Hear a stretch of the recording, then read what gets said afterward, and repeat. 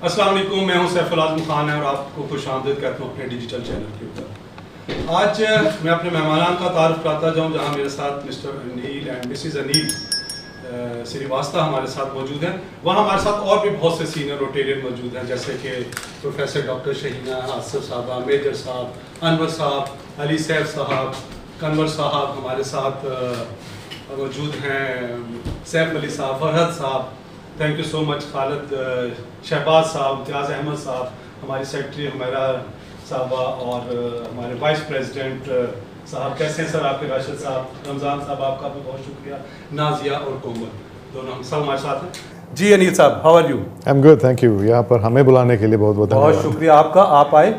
और ये rotary club of Lahore gardens की 2024-25 की आज की मीटिंग है और आपने rotary club of Lahore garden आपको होस्ट कर रहा है। ये बताएं कि कैसा एक्सपीरियंस है आपका लाहौर गार्डन्स के तमाम मेंबर्स के साथ? लाहौर गार्डन्स के मेंबर्स के साथ पेट भर गया, दिल तो पहले ही भरा हुआ था। अरे वाह तो इसके लिए बहुत बहुत धन्यवाद। या आपका प्यार, हम इस प्यार को हम मेमोरी की तरह वापस ले जाएंगे जहाँ पर भी हम जाने वाले हैं इसके बाद। जी मिसेज अनील, दीपाली, आपके क्या राय है? बहुत बहुत प्यार मिला हमें और बहुत अच्छा लगा। Lot of warmth and hospitality यहाँ पर, सो लव्ड इट।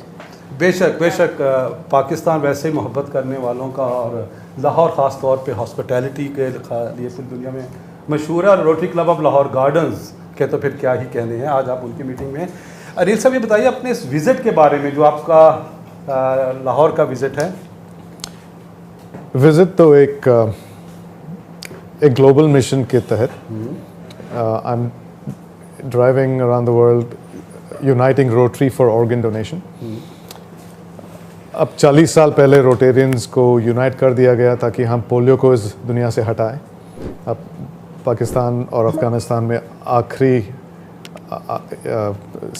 स्टेज है यहाँ पे, ऑलमोस्ट। यस, एंड इसके बाद हम सब बेरोज़गार हो जाएंगे। इसके बाद तो इसके बाद क्या? हाँ। अब एक ऐसी बीमारी है जो दुनिया में, एटलीस्ट मैं दुनिया की बात छोड़िए, आप पाकिस्तान की बात करें तो साल में करीबन 1 लाख लोग इस चीज़ से मरते हैं इस देश में ही। जैसे अभी तुलना कीजिए कि ब्रेस्ट कैंसर में 40,000 महिलाएं मरती हैं उस रोग के साथ, पर अगर आप किडनी डिजीज़ का देखा जाए तो करीब 59,000 लोग मरते हैं, और लिवर डिजीज़ को देखो तो उतना ही। तो total deaths bye liver and kidney Pakistan में 9-8% हैं कॉज ऑफ डेथ। तो इस पर, और ये सिर्फ पाकिस्तान है, इंडिया में तो और भी, सेंट्रल अमेरिका में इससे भी ज़्यादा, अफ्रीका में इतना ही हो रहा है। तो अब ये एक ग्लोबल पैंडेमिक हो रहा है जो नॉन कम्युनिकेबल डिजीज़ से हो रहा है। It's the most deaths caused by non communicable disease. तो इस पे अमन करने की ज़रूरत है, इस पे ध्यान देनी है। गुड। तो आप ये बताइएगा मिसिज अनी, एज अ हस्बैंड आप इनके मिशन में कहाँ तक इनके शाना बशाना? तो हम इनके कॉज में पूरी तरह बिलीव करते हैं। It is very fulfilling. तो बहुत बहुत सेटिस्फाइंग है कि अगर हमारे इस दौरान अगर एक जान भी बच गई तो सारी इंसानियत की जान, सारी इंसानियत की जान बच गई। गुड। अच्छा मिस्टर नील, ये बताइएगा कि वैसे तो रोटेरियंस आपके मिशन के बारे में बहुत अच्छे सब ओवर द ग्लोब सब जानते हैं, लेकिन आज मैं चाहूँगा कि जो हमारे देखने वाले हैं, जो कि जिनका रोटरी से ताल्लुक़ नहीं भी है, उनको भी कुछ अपने मिशन के बारे में प्लीज़ आगाही दीजिए। मिशन का ऑब्जेक्टिव यह है कि no one must die waiting for an organ. So इसको हिंदी में अनुवाद करें तो ऑर्गन ना मिलने के कारण, अंग ना मिलने के कारण किसी की मौत नहीं होनी चाहिए। और ये मुमकिन है क्योंकि साइंस रेडी है, मेडिसिन रेडी है, इलाज रेडी है, बीमारी तो हमारे समाज में है। और इस समाज की बीमारी को हटाने के लिए मैं ये मुहिम शुरू किया था और निकल पड़ा था अकेले। लोग जुड़ते गए, कारवां बढ़ता गया, तो आप लोग इस कारवां में शामिल हो गए। और ये समाज की क्या बीमारी है कि हम आगे नहीं आते अपनों को ही बचाने अंगदान के विषय में। अगर मैंने अपना किडनी अपने भाई को नहीं दिया होता तो उनका क्या हश्र होता है। हर फैमिली में एक डोनर है, हर फैमिली में, पर हर रेसिपिएंट को डोनर नहीं मिलता है। तो मैं आपके नॉन रोटेरियंस से भी यही दरख्वास्त करना चाहता हूँ कि आप अपने डर को हटाएं और इसमें हम आपकी मदद करेंगे, क्योंकि डर पैदा होता है एक सवाल ना मिलने का, जवाब नहीं मिलने का, एक सवाल का। तो अगर आपके सवालों का जवाब हम देने लगे तो ये डर भी मिट जाएगी, क्योंकि नॉलेज इज़ पावर। ये बताइएगा अनिल साहब कि आपने किस एज में किडनी डोनेट की थी अपने भाई को? सो आपकी क्या एज थी? 46। मिसेज अनिल, ये बताइए, जब इन्होंने फैसला किया भाई को डोनेट करने के किडनी, तो उस वक्त आपके क्या तासरात से बीइंग अ बेटर हाफ? बहुत डरी हुई थी मैं, बिकॉज बच्चे छोटे थे। बच्चों के लिए डरी हुई थी सबसे ज़्यादा, और ये था कि इनको खुदा ना करे कुछ हो गया तो क्या होगा। एंड सबसे ज़्यादा हमको ये डर था कि आई हैड टू साइन, हमको साइन करना था इनको परमिशन देने के लिए। तो आई डिडंट वांट, अगर इनको कुछ हो गया गॉड फॉरबिड, तो हमको हमारे पे it would have been on my conscience. So वो नहीं चाहते थे हम। तो अब आपकी क्या फीलिंग्स हैं इसके बाद? अब I am very very happy he did what he did, and his life and my life बिल्कुल बदल गया है। इस मुहिम में हम जुड़े हुए हैं, एंड बिल्कुल बदल गया, because we do see change happening in small ways, but it has. अच्छा मिस्टर अनिल, ये बताइएगा, आप थ्रू आउट द वर्ल्ड अपने आप टूर्स करते हैं, आप 365 डेज आपकी मूवमेंट रहती है, कुछ उसमें बताएं आपको कहाँ ज़्यादा दिक्कत आती है? कोई ऐसी कंट्री, कोई ऐसी जगह जहाँ आपको दिक्कत आई हो? दिक्कत वैसे नहीं आती है। एक दिक्कत है फाइनेंशियल प्रेशर की, because this is not inexpensive to do. But if you, अगर सारा पैसा जोड़ के आप देख लें और कितनी ज़िंदगियाँ बच रही हैं, तो if you divided by the number of lives, it's negligible the cost of life. People pay millions just to save one life, और यहाँ पे कुछ थाउजेंड्स में जानें बच रही हैं। पर वो एक तरह, that's one difficulty, fund raising becomes an issue. But of course हम लोग अपने आप को जोखिम में भी डाल रहे हैं। ऐसी जगह जाते हैं जहाँ पर हमको पता नहीं कौन है वहाँ पर, कौन नहीं है। तो 2 बार हम ऐसे हादसे से गुज़र चुके हैं कि यहाँ पर हमारी जान को जोखिम थी, और ऊपर वाले की दया से हम उससे बच निकले। वो एक कनाडा में हुआ था और दूसरा ऑस्ट्रेलिया में। शेयर करना चाहेंगे? वो लंबी कहानी, आपके प्रोग्राम कितना लंबा है? प्लीज़ शेयर कीजिए। शॉर्ट वर्जन ये है कि सुनसान जगह भी होते हैं जहाँ पर नेटवर्क नहीं होता, और पेट्रोल बंक्स भी 400-500 किलोमीटर की दूरी में होते हैं, और बीच में ना नेटवर्क, ना पुलिस, ना आबादी, ना कुछ। तो ऐसे जगहों में लोगों को पता है कि उस रास्ते से जाना ही है अगर यहाँ से वहाँ तक जाना हो। तो हम भी वहीं थे, अलास्का हाईवे में।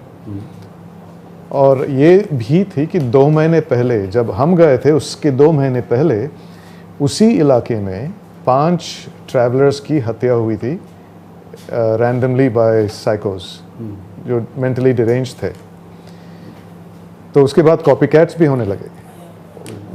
उनको तो मार दिया गया, पर कॉपी कैट आने लगा, और एक ऐसा हमारा पीछा पड़ गया। और बस एक चीज़ थी कि हमारी गाड़ी में एक एक्स्ट्रा पेट्रोल टैंक थी। अगर वो नहीं होता तो ना जाने हमारा क्या हाल होता। चलें, ये तो कुछ ऐसा वाकया हो गया। अब कुछ ऐसे वाकयात भी होंगे जो आपका हौसला बढ़ाते हैं, जो आपके मिशन के अंदर और स्ट्रेंथ आपको देते हैं। हर चीज़, अब ये सिर्फ 2 वाकया हैं। अगर 100% में ये 0.2% है, बाकी 98.8 आपका मैथ थोड़ा सा, अरे बिल्कुल वीक है। क्योंकि इसमें आपको अपने बेटर हाफ की जरूरत पड़ी है। थोड़ी सी उन्होंने चीटिंग करा दी है। नहीं, वो पैसे गिनने में उनको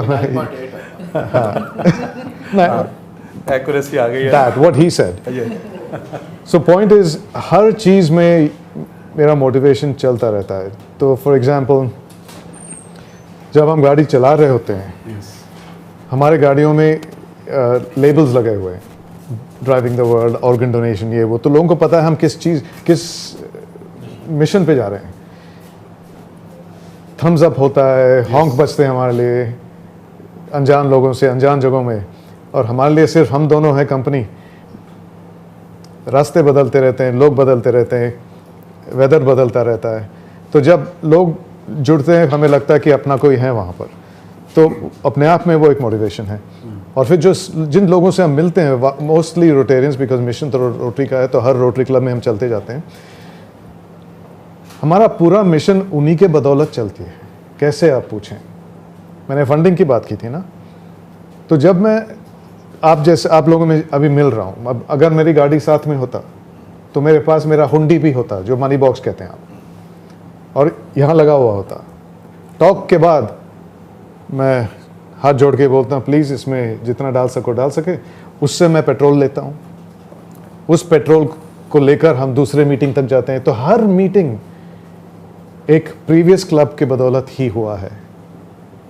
तो आप सोचिए कि इस मिशन में लग तो रहे हम दो ही लोग हैं, पर हमारे पीछे कितनों ने इसकी सहायता की, अनगिनत है। So this is become a true rotary mission. ये अनिल वाला मिशन नहीं है। तो इससे मोटिवेशन तो होता ही है, क्योंकि लोग हम पर विश्वास करके ये करते हैं। और ये और भी है कि रोटरी फैमिली जो है, इस रोटरी फैमिली को सबसे ज़्यादा हमने आजमाया है। और मैं ये दावे के साथ कह सकता हूँ, क्योंकि किसी और ने ऐसा नहीं आजमाया जैसे हम दोनों ने। कैसे? आपको एक उदाहरण देता हूँ। लास्ट जो ह्यूस्टन का कन्वेंशन हुआ था, वहाँ से हम बाय रोड निकले और मकसद था मेलबर्न तक पहुँचने का। तो करीब 1 साल से ज़रा थोड़ा ऊपर हुआ। इस 1 साल में हम होटल में सिर्फ 4 दिन रहे, क्योंकि हम दोनों को कोविड हो गया था एल सैल्वाडोर में। पर उन दिनों को छोड़कर या हम अपने गाड़ी में ही रहे, या ज़्यादातर रोटेरियंस के घरों में बिन बुलाए मेहमान अपना लिए और नए दोस्त बनने लगे। तो ये है रोटरी का पावर। और मुझे रोटरी से वाकिफ़ हम 16 साल के उम्र से हुआ था, क्योंकि मैं एक रोटरी यूथ एक्सचेंज स्टूडेंट था। और उस साल का यही था कि हम 5 फैमिलीज़ के साथ रहे, रोटेरियन फैमिलीज़ के साथ। तो वो आदत सी पड़ गई। अच्छा, ये बताइएगा कि आप 16 साल की उम्र से आप रहे रोटरी के साथ हैं, तो कौन सा ऐसा पीरियड है जो आपने, मैं अपने यंग रोटेरियंस के पॉइंट ऑफ व्यू की बात कर रहे हैं, क्योंकि ऐसे रोट्रैक्टर्स भी देख रहे होते हैं और यंग रोटेरियंस भी देख रहे होते हैं, कौन सा ऐसा पीरियड है जिसने आपको रोटरी से ज़्यादा अटैच किया? अब तो खैर आपका तो एक बहुत ही स्ट्रॉन्ग हो चुकी ना जी, लेकिन आपका कौन सा ऐसा पीरियड है जिसके अंदर आप समझते हैं कि आपको वाक़यातन रोटरी ने अपनी तरफ अट्रैक्ट किया? पर रोटरी एक्सचेंज प्रोग्राम के बाद मैं तो अट्रैक्ट हो ही गया था, बिकॉज उस साल में मेरी ज़िंदगी बदल गई। एक लड़का से मैं एक आदमी बन गया 17 साल की उम्र में। तो फिर मेरी माँ भी रोटेरियन थी। अच्छा। My great grandfather was a Rotarian. तो रोटरी तो वैसे बड़े होते होते इर्द गिर्द मैं रोटरी का नाम सुनते गया। पर मैं रोटेरियन फिर से कब बना, मैं पहली बार रोटेरियन तब बना 2002 में, when I chartered my first club. 20 दोस्तों को, the first all Indian member club in America, the rotary club of Plainsboro and West Windsor in New Jersey. अभी भी वो क्लब एक्टिव हैं, तो 22 साल हो गया उस क्लब को। तो मैं पीछे देखता हूँ तो गुड क्लब टू स्टार्ट। 22 साल में कितना उन्होंने ह्यूमैनिटी के लिए किया होगा, बस नेकी कर और दरिया में डाल। तो मैंने ये रोटरी का वहीं पे आई अंडरस्टूड कि इसमें क्या हो सकता है, what is the potential of Rotary. As long as we don't care who gets the credit, we can achieve the impossible. Very good. मैं चाहूँगा कि अब हमारे जो दीगर इसमें पार्टिसिपेंट्स हैं, कोई क्वेश्चन आंसर हो तो हम उसके ऊपर आएँ। और अनिल भी हमारे साथ हैं और उनकी बेटर हाफ भी हमारे साथ हैं, तो house is open for everyone please. मैंने आपसे सवाल पूछना है और मेरा सवाल ये है, और इसका रीज़न इसको पूछने का ये है कि हम लोगों को मोटिवेट कर सकें कि अगर उनकी किसी फैमिली मेम्बर को एक ऑर्गन चाहिए तो वो बेखतर उसको दे सकें। सो आपने अपना किडनी जो है अपने भाई को डोनेट किया। सो क्या आपकी ज़िंदगी में कोई नेगेटिव इफ़ेक्ट्स इसकी वजह से आए, या आपको कोई तकलीफ़ उठानी पड़ी, या आप समझते हैं सिवाय उस ऑपरेशन के जो आपने करवाया उसकी दर्द के अलावा कोई आपको तकलीफ़ रहती है? अच्छा सवाल है, सीधा पॉइंट पे आए आप। तो मेरा ये जो मिशन है और गाड़ी चलाने का मिशन जो है, यही दिखाना है कि एक किडनी के साथ मेरी ज़िंदगी को जो मन चाहे एडवेंचर मैं कर सकता हूँ। आप कह रहे हो कि गाड़ी में सीट में बैठ के गाड़ी चलाना, अरे अब तो बैठे ही हो, कितना मुश्किल हो सकता है। तो अब आप रोज़ 8 घंटे चलाएं मिनिमम, कभी कभार 15 घंटे रोज़, तब पता चलता है कि पीठ में कितना दबाव पड़ता है, सयाटिका नर्व्स पे कितना दबाव पड़ता है। तो मेडिकली मुझे फिट रहना पड़ता है। तो चलिए उस बात को रहे। अब एक चीज़ है जो वर्ल्ड ट्रांसप्लांट गेम्स के नाम से है, ओलंपिक जैसा है, स्पेशल ओलंपिक्स। तो इंटरनेशनल ओलंपिक एसोसिएशन एक और रचाती है जिसको वर्ल्ड ट्रांसप्लांट गेम्स कहते हैं, जहाँ पर 60 कंट्रीज़ की पार्टिसिपेशन होती है। 3000 एथलीट आते हैं जिन्होंने आइदर किडनी या लिवर या हार्ट या लंग्स ली हो या दी हो, रेसिपिएंट्स एंड डोनर्स। और यहाँ पे ट्रैक एंड फील्ड स्पोर्ट्स जो ओलंपिक्स के हर इवेंट्स का जो होता है, इसमें भी वही होता है, ये दिखाने के लिए दुनिया को कि इसके बावजूद एक हेल्थी ज़िंदगी हम जी पाते हैं। तो मैं टीम इंडिया के लिए एक एथलीट हूँ। हम अभी करीब 50 एथलीट्स हैं और मैं 100 मीटर्स स्प्रिंट दौड़ता हूँ, ये मेरी इवेंट है। और मेरी लास्ट टाइमिंग थी 13.6 सेकेंड्स और मेरी उम्र 57 की है। तो I am a better athlete today than when I was in my 20s। जो 20 साल की उम्र से ज़्यादा मैं अभी एथलीट हूँ और मैं इस प्रतियोगिता में वर्ल्ड रिकॉर्ड होल्डर हूँ क्रिकेट बॉल थ्रो में, और ओपन कैटेगरी में, मेरे एज ग्रुप में ही नहीं, ओपन कैटेगरी में ये क्रिकेटिंग आर्म अब भी कायम है। और this happens in spite of my kidney. जब से मैं किडनी दिया हूँ, एक नशा सा छा गया मेरे में, ऐसा नशा जहाँ पर एक तो सोच के कि हमने किसी के लिए कुछ किया जो सेल्फलेस था, और जो सेल्फलेसनेस जो है, it makes me feel like मेरा ज़िंदगी का एक मकसद पूरा हुआ है। और उसके बाद जो भी मैं चाह रहा हूँ, जो भी मैं सोचता हूँ, बिना कुछ संकट का वो होते रहता है। जो भी मैं मैनिफेस्ट करता हूँ, जो पहले नहीं हुआ करता था, अगर मैं चाहूँ तो मुझे यहाँ जाना है, मुझे इन लोगों से मिलना है, कहीं ना कहीं से वो हो जाता है। तो ये जो पॉजिटिविटी है, और जिस पॉजिटिविटी से मेरे भाई और मैंने इसको कबूल किया, उन्होंने कबूल किया और मैंने उनको दिया, उसी पॉजिटिविटी को लेकर हम आज भी, क्योंकि साइंस हर चीज़ को एक्सप्लेन नहीं कर पाती, स्पिरिचुअलिटी उससे आगे है। तो आज भी मैं अपने किडनी के साथ बात करता हूँ जब भी मैं मिलता हूँ मेरे किडनी से, जो मेरे भाई के अंदर है, कि भाई ठीक ठाक है, जिस काम के लिए भेजा था आप करते जाना, उसमें असर पड़े ना पड़े, पर मेरे जहन में एक ऐसी ग्लो तो दिखता नहीं होगा, पर एक ऐसा ग्लो फील होता है कि मुझे मेरी ज़िंदगी का मकसद मिल गया है। और जिसको अपना ज़िंदगी का मकसद मिल जाता है ना, वो ही जानता है कि ये फीलिंग क्या है। बहुत खूब, बिल्कुल ऐसे ही है, बिल्कुल ऐसे ही है। जी इम्तियाज़ अहमद साहब। जी अनिल साहब, आपकी बातें बड़ी मोटिवेशनल हैं और उसमें बहुत सारी चीज़ें जो हैं वो नई हमें पता चल रही हैं। तो आप ये फरमाइए कि आप माशाल्लाह आपकी मिसेस जिस तरह से मुस्कुराती हैं और मुस्कुरा के हर बात का जवाब देती हैं, तो इन्होंने जब आपने इनसे कंसेंट साइन करवाई होगी तो तब भी इनकार इन्होंने पहली दफ़ा तो मुस्कुरा के किया होगा, फिर बाद में मुस्कुरा के ही इन्होंने कंसेंट भी दे दी।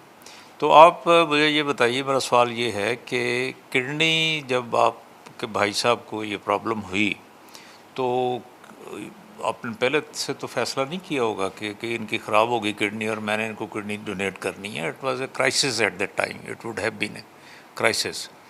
तो आपको ये किस तरह से मोटिवेशन हुई और किसी ने काउंसलिंग की आपकी कि भी आप अगर किडनी दे देंगे तो एक किडनी पे भी रेस्ट ऑफ दी लाइफ गुजारी जा सकती है?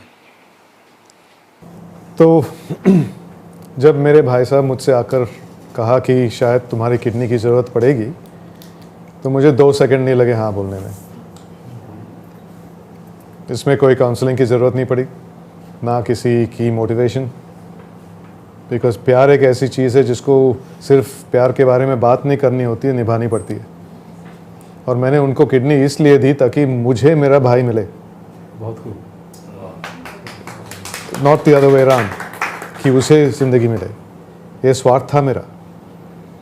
और रही बात इनकी मुस्कुराहट से मुस्कुराहट तक बीच में जितनी संघर्षें हुई वो हम दोनों ही जाने, इस हद तक कि हम तलाक के बारे में भी बात करने लगे। बट लकीली हमारे बच्चे इंटरवीन कर गए और इनको मना लिया। और अगर बच्चे नहीं होते तो मेरा संघर्ष जारी रहता, इस हद तक कि हम छोड़ने के लिए भी तैयार थे, क्योंकि कानूनी तौर से इनकी सिग्नेचर की ज़रूरत थी, क्योंकि वो मेरी बीवी थी। जिस ना रहेगी बांस, ना बजेगी बांसुरी, ना बीवी रहेगी, ना उनको साइन करना। तो ये भी कहा कि उसके बाद हम वापस शादी कर लेंगे इस काम होने के बाद। पर लकीली वहाँ तक नहीं गया। बट ये जो है मोटिवेशन, काउंसलिंग सब प्रोसेस के हिसाब से होता था। जब मैंने हाँ करी तो डॉक्टर्स का काउंसलिंग जो प्रोसेस है इंडिया के जो रूल्स के हिसाब से हमारी काउंसलिंग होनी थी, इनका अलग हमारा अलग, साथ में नहीं होना था। उन्होंने मुझे 10 बहाने दिए इससे निकलने की, क्योंकि डॉक्टरों का भी सही है, क्योंकि लॉट्स ऑफ पीपल प्रेशर में आके देते हैं, फैमिली प्रेशर देना नहीं चाह रहे, पर हमारी समाज में जो जॉइंट फैमिली सिस्टम्स है, जो बड़े बुज़ुर्ग हैं जो प्रेशर डालते हैं, जो औरतें हैं उस घर में, तो डॉक्टर्स उनको एक रास्ता देते हैं निकलने की, एक सही रास्ता। वो रास्ता मुझे भी मिला। तो लोग इस रास्तों को अपनाते हैं क्योंकि वो डरते हैं। अगर उनको पता होता कि इससे कुछ नहीं होना उनका, तो बेझिझक, जो प्यार करता हो वो बेझिझक दे। तो इसलिए मैं कह रहा हूँ, अगर ये डर हम उस समय से पहले हटा दें, जब किसी के ज़िंदगी में वो टाइम आएगा, गॉड फॉरबिड, कि उनको ये निर्णय लेना हो, तो वो बेझिझक जैसे मैंने दी। तो बस ये हकीकत ऐसे ही हुआ। जी शुक्रिया अनिल साहब। दूसरा सवाल मेरा और आखिरी सवाल यही है कि किडनी डोनेट करने के बाद आपने कभी ये सोचा था कि आप इस तरह से एम्बेसडर बनेंगे और इस तरह से आप इस काम को लेके आगे चलेंगे? बिल्कुल ही नहीं, बिल्कुल ही नहीं। अब ये हुआ कि जब मैं रिकवरी में था, मेरा एक दोस्त आया, एक दोस्त, हम समझ रहे कि हमारे बहुत दोस्त हैं, पर घर मुझे देखने एक ही आया था, और वो भी एक नया दोस्त, पुराने तो आए नहीं। तो ये दोस्त ने कहा कि जल्दी ठीक हो जा अनिल, क्योंकि हम प्लान बना रहे हैं कि गाड़ी में यहाँ से लंदन जाएंगे। तब तक मेरे ख्याल में भी नहीं था कि ये चीज़ मुमकिन है कि लोग ऐसा भी गाड़ी चलाते हैं देश देश को पार करके। तो फिर मैं सोचने लगा, इन्होंने कीड़ा डाल दी मेरे जहन में। तो सोच सोच के मैं रिसर्च करने लगा, अरे यार ये तो मुमकिन है, मुमकिन है, मुमकिन है। तो मैंने तय कर लिया इनके साथ कि चलो जब हम ठीक हो जाएंगे तो हम ये काम करेंगे कि यहाँ से लंदन जाएंगे। पर ऐसा हो गया कि जब मैं किडनी देने से पहले भी मैं मैराथन दौड़ता था, और जब मैं मैराथन दौड़ता था सिर्फ ऐसे ही नहीं दौड़ता था, किसी कॉज के लिए दौड़ता था, किसी की भलाई हो। इतना जब मेहनत कर रहा हूँ किसी का भला तो हो।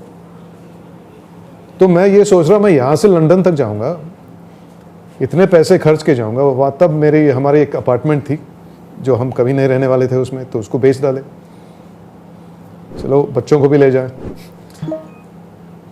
तो मैं कुछ तो करना है मुझे, इतना जब एफर्ट कर रहा हूँ कुछ तो भला होना चाहिए। तो माई फर्स्ट कॉज वॉज चलो लव पे, प्यार पे, because I also was an RJ and my radio show had to do with love. तो क्यों ना प्यार पे एक रिसर्च करा जाए ताकि हम देखें कि हर कंट्री में प्यार का क्या परिणाम है, ये मीनिंग है। तो मुझे तब भी कुछ ठीक नहीं लगा, सर नहीं यार इसमें दम नहीं है।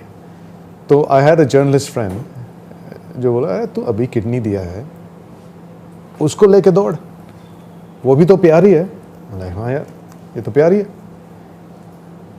तो शुरुआत वहीं से हुई, और जब मैंने शुरुआत की ना मुझे पता नहीं था कि कैसे करे इसको।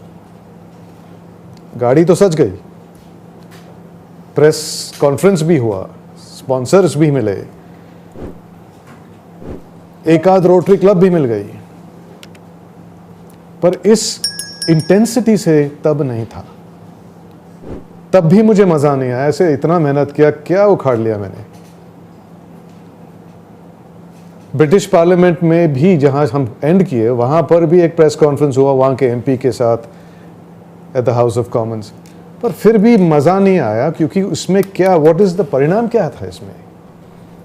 तो नेक्स्ट ईयर फिर से किया, उसमें से कुछ सीखा, थर्ड ईयर में किया। अब सबसे ज़्यादा इंटेंसिटी इस लेग में है। लास्ट ईयर से जब रोटरी को मैंने शामिल किया इसमें, क्योंकि मेरा संकल्प था कि 1 मिलियन लोगों तक मैं अपनी कहानी पहुंचाऊं, ऐसे एंगेजमेंट से, मीडिया से नहीं। मीडिया से तो कब की हो गई, और अब तक मैं करीब 3 लाख के आसपास ही हूँ, 8 साल हो गए। अब इसी रफ्तार को ले चले तो मैं 80 साल का हो जाऊंगा। And old age is a privilege of a few, क्या पता मैं 80 साल तक जा पाऊं कि नहीं। तो मैं सोच इस चीज को स्केल कैसे करें, हूं तो एंटरप्रेन्योर, तो स्केलिंग कैसा होगा। तो मैं बोला यार रोटरी के अंदर ही बैठा हूं मैं, अंदर झांको, हमारी फौज तो यही है। तो फिर रोटरी की तरफ ध्यान गए, और फिर रोटरी क्लब से मैं एंगेजमेंट करने लगा, और फिर मैंने देखा कि रोटरी क्लब भी इसमें शामिल होने लग गए।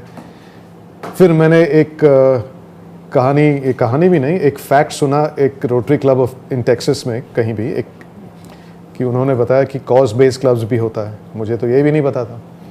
अच्छा कॉज बेस क्लब्स, तो दिमाग की बत्ती जली। तो फिर हम आके rotary club of organ donation का चार्टर किया, जो दुनिया का फर्स्ट था। हमको देख के अब मुझे पता था कि रोटरी में ईगो बहुत है, इसका सही इस्तेमाल कैसे करें। तो जब मैंने शुरू किया 4 लोग और शुरू कर लिए, अब उनको देखेंगे तो 4 और है। तो मी टू वाला सिंड्रोम से कॉज का फायदा हो रहा है। फिर हमने एक इंटरैक्ट क्लब शुरू कर दी डेडिकेटेड टू ऑर्गन डोनेशन, फिर एक रोटरैक की, फिर 3 और रोटरैक आने लगे। तो वहाँ पे योडा करके हमने एक नारा लगाया, योडा मतलब यूथ ऑर्गन डोनेशन अवेयरनेस, और स्टार वॉर्स में एक वेरी पॉपुलर कैरेक्टर भी है योडा, जो यंग लोग आइडेंटिफाई करते हैं उससे। तो हमारे इंटरैक्ट क्लब का नाम है वेंकी, जो स्कूल का नाम है वेंकी योडा इंटरैक्ट क्लब। तो हर इंटरैक्ट और रोटरैक में हम योडा जोड़ दिए हैं, जो एक कॉमन ट्राइब हो गया है, और हम सब एक साथ काम करते हैं। ऐसा नहीं कि वो साइलोज में काम कर रहे हैं, तो एक स्ट्रक्चर ला रहे हैं इसमें। तो ये सब ओवर द इयर्स मज़ा ना आने के परिणाम से अब मज़ा आ रहा है, बहुत मज़ा आ रहा है। जी हुमैरा कुरैशी साहबा, बीवी की हैसियत से एक शौहर की बहुत अहमियत होती है। तो जिस वक़्त वो कोई इतना बड़ा फ़ैसला करता है तो वो डर जाती है। तो उसको ये लगता है कि मेरे ज़िंदगी का साथी, मेरे सर का साईं, उसको कुछ हो ना जाए। तो इसलिए मुझे लगता है कि वो जेन्युइन थी। मैं गुस्सा नहीं था इससे, इनकी बात समझ गया था, पर मैं अटल था कि मैं अपने भाई को बचाऊं। अच्छा, दूसरा मेरा जो मेन क्वेश्चन हुई है कि तो ज़िंदगी में आपके साथ ऐसा हुआ कि आपका भाई था और आपने ये निर्णय ले लिया, लेकिन अगर आपका भाई ना होता, कोई और होता, तो क्या तब भी आप ये स्टेप उठाने के लिए आगे बढ़ते? Good question. वो मैं आज कर पाऊंगा, उस वक्त नहीं। पर ऐसे लोग भी हैं जो किसी अजनबी को दिए हुए हैं, बहुत लोग ऐसे अमेरिका में भरे पड़े हैं, क्योंकि वहाँ का कानून अलाउ करता है। अगर इंडिया का कानून और यहाँ का कानून अलाउ करता हो, यहाँ भी होता। ऐसे हैं लोग। क्या मैं कर पाता? शायद नहीं, क्योंकि मैं सोचा भी नहीं उसके बारे में। पर आज मैं इनसे बात कर रहा हूँ कि मैं किसी को लिवर दूँ, क्योंकि किडनी तो नहीं दे पा रहा हूँ, लिवर दे सकता हूँ। तो वो सोच आ गई है मेरे दिमाग में। अब यूनिवर्स क्या कहती है देखता हूँ। हाँ, बिकॉज आई नो, मैं डर नहीं रहा हूँ। इनफैक्ट सितंबर लास्ट ईयर में मेरी बेटी की कुछ मेडिकल इश्यू थी और उनका आधा लिवर काट दिया गया। एंड 4 महीने बाद उसकी शादी भी होनी थी। तो शी इज़ फाइन, उनका लिवर वापस ग्रो हो गया। So she is like a liver donor, she went through the same thing. तो हमारे घर में 2 एग्जाम्पल है, लिवर का भी और किडनी का भी। तो हौसला तो बुलंद है। जी जी, खालिद शहबाज साहब। जी, हम एक हॉस्पिटल के पायनियर ट्रस्टीज़ में से भी हैं जी। और ये जैसे आपने किडनी डोनेट की और सारा, इससे आगे अगला स्टेप भी कोई हो सकता है कि जिसमें आपने सारों लोगों तक पैगाम तो पहुँचाए हैं, पर आया कि can there be some sort of club और जहाँ पे दुनिया के लोग अपने नाम लिखवाएं कि जी अगर किसी को चाहिए तो वी कैन डोनेट, और उसकी तरफ कोई आपकी तवज्जो आई कि लोगों को अवेयरनेस दिलाई जाए कि इससे फ़र्क तो कोई नहीं पड़ता है? क्योंकि हमारे भी हॉस्पिटल में कई लोग आते हैं, डायलिसिस कराते हैं, सारा कुछ करते हैं, पर unfortunately they are unable to get the kidneys. और फिर उनके कई रिश्तेदार भी आते हैं, वो उनको कहा जाता है कि भाई दें, आप किडनी एक दे देंगे, कोई फ़र्क नहीं पड़ता, पर people don't opt for that kind of a thing. पर अगर रोटरी की बेसिस पे, या जो जैसे आप माशाल्लाह इतना फिर रहे हैं और सब कुछ कर रहे हैं, तो can we make some sort of an organisation which can handle these kind of जहाँ पे अपने पेशेंट्स अपने नाम लिखवाएं और डोनर्स अपने नाम लिखवाएं। जैसे अमेरिका में लाइसेंस के ऊपर भी लिखा होता है कि भाई अगर ड्राइविंग करते हुए मर गए हैं तो जान चली गई है तो कोई आए अपनी डोनेट करेगा, कोई किडनीज डोनेट करेगा, कुछ और करेगा। तो what kind of thing can be done in your opinion where we can form an organization where people come and the donors also come and the people who require, जैसे पाकिस्तान से बड़े लोग India पहले लिवर ट्रांसप्लांट के लिए जाते थे। हाँ जी, इफ़ आई कैन, पता नहीं मैं सही एक्सप्लेन कर सका हूँ या नहीं। हाँ, कोई ऑर्गेनाइजेशन ऐसी अभी है वैसे दुनिया में? दुनिया में है, उसको रोटरी कहते हैं। करना तो हमें ही है, अब क्या करना है? अब जैसे आप कह रहे हो कि एक एक्सचेंज हो जाए, अ मार्केट प्लेस जहाँ पे किसी ने हाँ करी, किसी को चाहिए, इससे कानून के तहत करना चाहिए। हर देश का अपना अपना कानून होता है। तो अगर ये आप चाहते हो तो the influential people who can make this happen, जैसे कराची में डॉक्टर अदीब जी हैं, यहाँ पे डॉक्टर खालिद हैं, डॉक्टर साहब हैं, साहिबा हैं, and there are people of civil society. You've got to change the laws to make that happen. आप चाहे तो नहीं हो सकता, कानून उसका साथ देना चाहिए। क्योंकि पाकिस्तान में तो इन्होंने बैन लगाया हुआ है ना कि अगर कोई बैन एक वजह से है, और वो बैन बहुत देशों में है, सिर्फ यहाँ नहीं है। स्कैमों के वजह से बैन किया जाता है। नहीं, पर प्रॉब्लम यह है कि स्कैम को रोकने के लिए जो 10% से ज़्यादा नहीं है, 90% को झेलना पड़ता है। तो जिस दिन वो 90% पर फोकस करें, कानून भी और समाज भी, फिर ये 10% भी कम हो जाएंगे। ये स्कैम होते क्यों हैं? एक तो let me break this down for you. It's a social issue, okay, it's not really a legal issue. ये स्कैम होते क्यों हैं? लोग अपने ज़िंदगी प्यारी है लोगों को, और ये हमारा इंस्टिंक्ट है, फाइट और फ्लाइट। जिस दिन हमें पता चलेगा कि इसके खून करने से मैं जीऊंगा, वो खून करने पे तुल जाएगा। It's a instinct to survive. But now if families, because हर फैमिली में डोनर्स हैं, जो आप बोल रहे हैं ना डायलिसिस, अगर उन डायलिसिस फैमिलीज को बात बोलने की नहीं है, बोलने का तरीका है। आप कहेंगे तो नहीं सुनेंगे, हम जैसे कहेंगे उनको कि मैं दे चुका हूं, उनको हौसला हमसे आएगा। और हम जैसे बहुत लोग हैं पाकिस्तान में, उनको सामने करें। Especially, I would like to thank Mr. Anil and Mrs. Anil to came here in the garden one. We are in the garden. My question, I forgot it. The reason is that I got the chance after 35 minutes. I raised my hand before 35 minutes. You know, the process is changed now. Now I'm thinking something else to ask you the question. What force you have it at the age of 45 years and you donated, you donate the kidney. ठीक, उससे पहले आप क्या कर रहे थे? उससे पहले की लाइफ और उसके बाद की लाइफ में कितना फ़र्क है? पहले आप पैसे के लिए काम कर रहे थे, अब आप अब भी नहीं, अब तो ह्यूमैनिटी के लिए कर रहे हैं ना।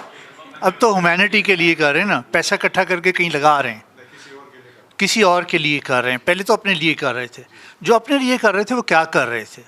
मैं बीवी के लिए काम कर रहा था, घर दोनों। मैं भी इसी पेशे से हूँ, मीडिया और एंटरटेनमेंट में। और आई रन अ कंपनी जो अभी रन करता हूँ, गाड़ी से करता हूँ, वर्क फ्रॉम होम चलता है। एंड बच्चों को पढ़ा कर रहा था, फिट था तभी, अब भी फिट ही हूँ। मेरी ज़िंदगी में तब्दीली ऐसा कुछ नहीं हुआ, एक्सेप्ट कि आज मैं दूसरों के लिए कुछ काम कर रहा हूँ,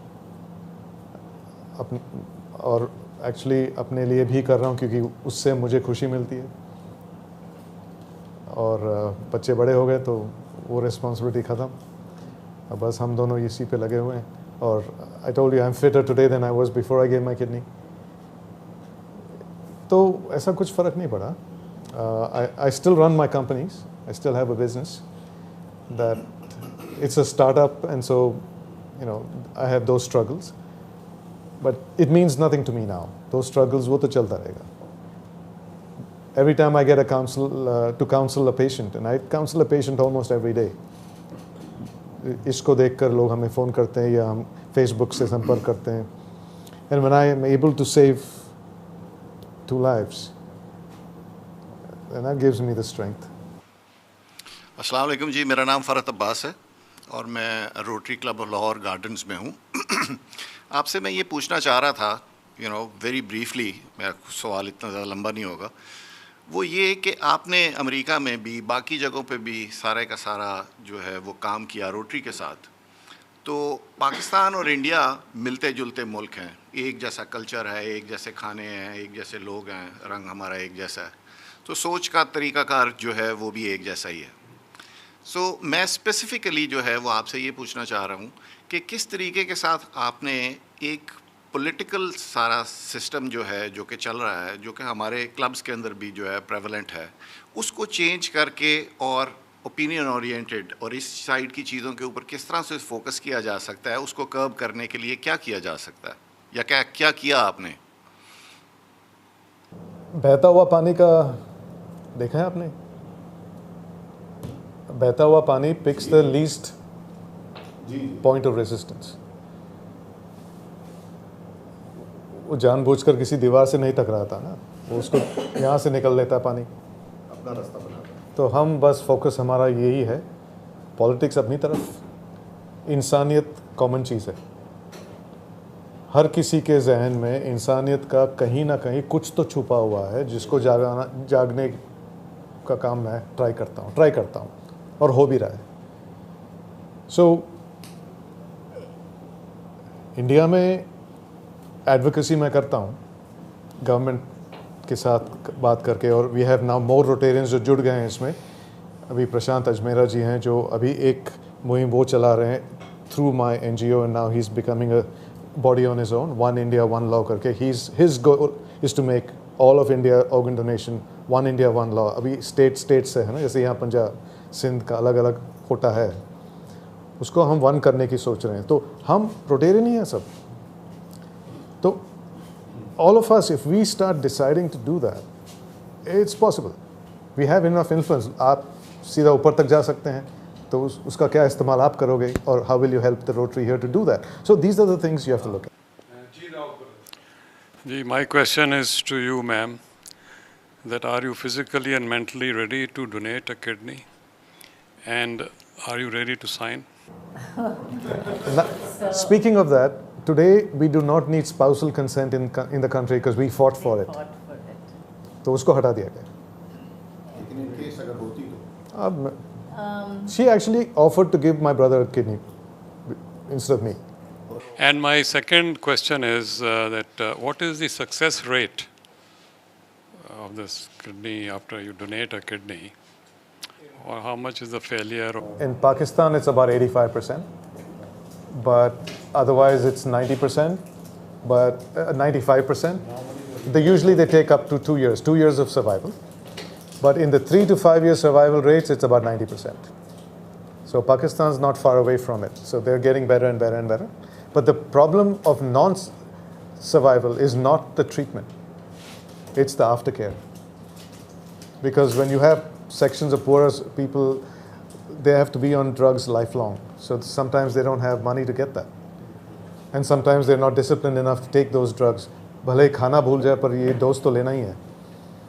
So those are the things that contribute to the lower survival rate. But that's easily fixed with the government, with more medicines given free and training. Thank you, Saif sir. First, I would like to thanks and appreciate your effort and your mission. मेरा question ये था कि बाज़ दफ़ा मैंने देखा है या फील किया है कि कुछ लोग जो हेजिटेट करते हैं डोनेट करने के लिए, और वो दे आर एग्री टू पे एज ए डोनेशन कैश की मद में या देने के लिए रेडी होते हैं. डू यू हैव प्लान कोई ऐसा फंड क्रिएट करने का या कोई ऐसी ऑर्गेनाइजेशन बनाने के लिए जिसमें लोग अगर डोनेट करना चाहें तो वो कर सकें? Thank you. प्लान तो है और शुरुआत भी हुई है. अब जैसे TRF है, I asked RI President Stephanie if we can create a Lift Up Foundation Fund. Lift Up is a project that I had started, and we got a global grant for it. For the first time in Rotary's history, the TRF has allowed transplantation as one of the approved grants, where we do free transplants for women and children now. We've done 2 already, 5 more to go. It's called Lift Up. Lift Up stands for Life Increasing Funded Transplants for the Underprivileged. My vision is to create a Lift Up Foundation Fund, just like TRF, where interested Rotarians and corporates donate to that fund. It operates like a global grant. I would like it to be under TRF, but right now they're thinking it's conflict. So she told me that why don't you start it under the RAG, which is what I'm going to do. And I have a goal, and in fact, the first donation to that fund, even before that fund is created, because I have a non-profit organization in the US and in India, so I can take funds either in US or India for now to park it over there. It's tax exempt. I want to go to Calgary and present to leadership over there saying, here's the Lift Up Foundation Fund and it has $100,000 in it. That's my goal. What is the use of those 100. And the first donation has come from the Rotary Club of Lahore this morning. They pledged over 1 lakh into that fund. And this is how that fund is going to be structured. This is more mota moti. We'll get into the details as time passes. 50% of what I collect goes into corpus and build the corpus to a point where the interest of that starts becoming self-sustaining. The rest of the 50% is then used to disperse amongst Rotary clubs of different countries who do organ donation projects and on merit require certain funds.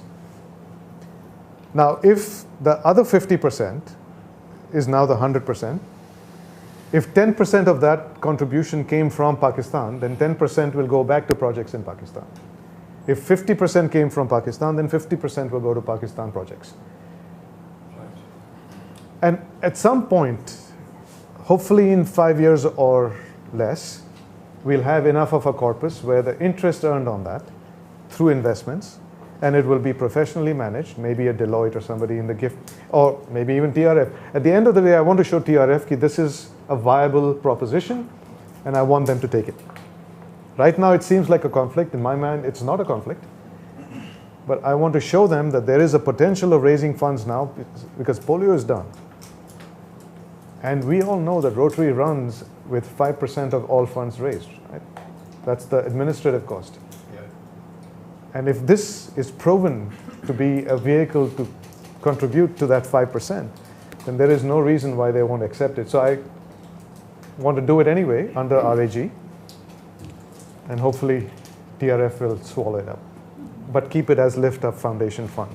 मेरा सवाल ये है जी कि हमने अभी तक donation की बात की, हम क्यों नहीं एजुकेट करें लोगों को कि वो अपनी किडनी को प्रिजर्व करें बेहतर तरीके से. हम इस प्रिवेंशन बेटर देन क्योर, ठीक है, we should focus on this.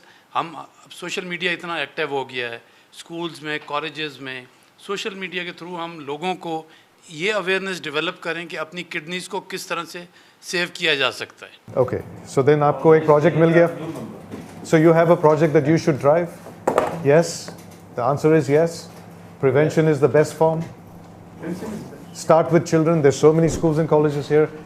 You have so many educationists in Rotary who have access to these students. Absolutely. Why do you think we're starting Rotracks and Interacts? It's called YODA, Youth Organ Donation Awareness. So there you have doctors that can come in, nutritionists that can come in. Parents should be involved. Right? Parents are the ones that need to be educated on how to treat the kids and how, what to feed, what to not feed, how the kids should not fight with their parents to eat the junk. So if they show examples, they're the best way to take a new generation to become healthy.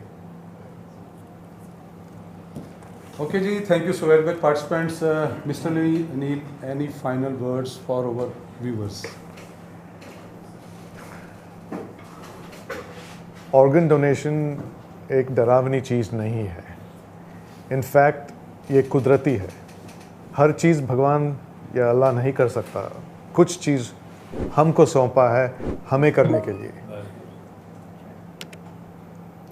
ये आपका जिम्मेदारी भी है और आपका स्नेह भी, आपका प्यार भी, कि अगर ज़रूरतमंद को पड़े आपके फैमिली में, चलिए छोड़िए बाहर के लोग, आपके फैमिली के अंदर ही, तो ज़रूर आगे आए.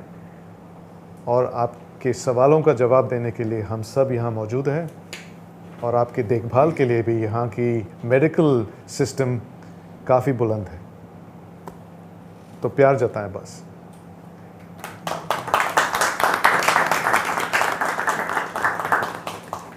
बहुत शुक्रिया Mr Neel and Mrs Anil, all the participants. इसके साथ ही Rotary speaks with Saiful Azam Khan से हम आपसे इजाज़त चाहेंगे, लेकिन इजाज़त लेने से पहले rotary club of Lahore gardens के मेंबर्स की तरफ से मिस्टर अनील आपके इस मिशन के लिए मेंबर्स ने अनाउंस किया 100,000 की डोनेशन, तो काइंडली इसको एक्सेप्ट कीजिए. Thank you so very much viewers.